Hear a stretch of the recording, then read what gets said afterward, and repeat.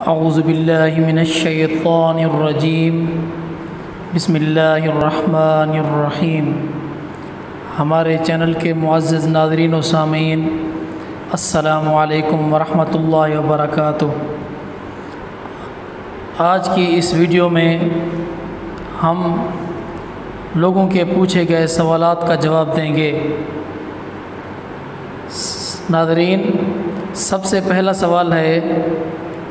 کہ ایک شخص نے سوال کیا کہ ایک شخص مباشرت کا خواب دیکھتا ہے، لیکن جب صبح بیدار ہو کر اٹھتا ہے تو اس کے بدن یا لباس پر کوئی داغ، دبا یا نشان نہیں ہوتا، تو کیا محض خواب دیکھنے سے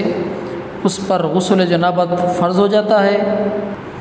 تو اس کا جواب یہ ہے کہ محض احتلام کا خواب دیکھنے پر،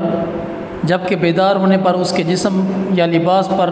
کوئی داغ، دبا یا نشان نہ ہو، تو اس پر غسل جنابت فرض نہیں ہوتا اور شرعاً وہ پاک ہے۔ پھر ہمارے بھائی نے سوال کیا ہے کہ ایک شخص جس پر غسل جنابت فرض ہے، وہ کسی ضروری کام کی بنا پر غسل کیے بغیر پاک کپڑے پہن لیتا ہے، تو کیا محض حالت جنابت میں پہننے سے پاک کپڑا ناپاک ہو گیا، یا بعد میں غسل کر کے پاک ہو کر اسی لباس کو پہن کر نماز پڑھ سکتا ہے؟ تو اس کا جواب یہ ہے کہ پاک کپڑا محض حالت جنابت میں پہننے سے ناپاک نہیں ہوتا، وہ بعد میں غسل کر کے پاک ہو کر دوبارہ وہی لباس پہن کر نماز پڑھ سکتا ہے، کیونکہ انسان کا پسینہ بھی ناپاک نہیں ہوتا۔ لہذا حالت جنابت میں کسی کو اگر پسینہ آ گیا اور پاک کپڑا بدن سے مس ہو گیا تو وہ کپڑا ناپاک نہیں ہوگا۔ اسی طرح بیوی یا شوہر میں سے کوئی ایک ناپاک ہے اور دوسرے کا بدن اس سے مس ہو گیا تو وہ اس سے ناپاک نہیں ہوگا۔ البتہ اگر بدن پر منی یا خون کا دبا ہے یا پاک کپڑا پہن لیا ہے اور پسینہ آنے سے وہ ناپاکی کے کپڑے پر لگ گئی ہے، یعنی وہ ناپاکی لگ گئی ہے اس کے کپڑے پر، تو کپڑے کے اس حصے کو دھو کر پاک کر لے، باقی لباس پاک رہے گا۔ یعنی جس کپڑے پر ناپاکی لگی ہو، جس حصے پر ناپاکی لگی ہو، اس حصے کو دھو لے، ورنہ عام طور پر وہ لباس پاک ہی رہے گا۔ پھر ہمارے بھائی نے سوال کیا ہے کہ ایک شخص کے کپڑوں پر پیشاب یا کوئی اور ناپاکی، مثلا پاخانہ وغیرہ لگ جاتا ہے اور وہ اس کے جسم کے کسی حصے پر نہیں لگتا، یعنی وہ گندگی کسی حصے پر نہیں لگتی، تو وہ شخص اگر باوضو ہے تو ناپاک کپڑے کو اتار کر اور پاک کپڑے پہن کر نماز پڑھ سکتا ہے؟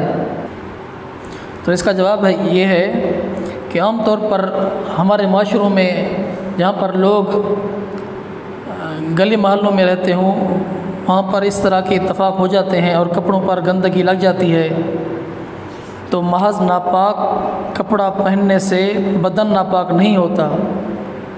بشرط یہ کہ نجاست بدن پر نہ لگی ہو۔ البتہ اگر نجاست مرطوب ہونے کی بنا پر، یعنی تر ہونے کی بنا پر بدن پر لگ جاتی ہے، یا بدن کے کسی وجہ سے پانی یا پسینے سے تر ہو گیا ہے وہ بدن، اور وہ نجاست کپڑے سے اس بدن پر لگ گئی ہے، تو اس سے بھی وضو نہیں ٹوٹتا، صرف اس ناپاک جگہ کو دھو لے یا اس ناپاک کپڑے کو دھو لے، اور اگر بدن پر نجاست لگی ہے تو اس بدن کے حصے کو بھی دھو لے، تو اس کا وضو بھی بدستور قائم رہے گا اور وہ اسی وضو سے دوبارہ نماز پڑھ سکتا ہے۔ دوستو، ہمارے ان ویڈیوز کو لائک کیا کریں اور آگے شیئر کریں دوستوں کو، تاکہ وہ بھی دینی تعلیمات سے بہرہ ور ہو سکیں۔ شکریہ۔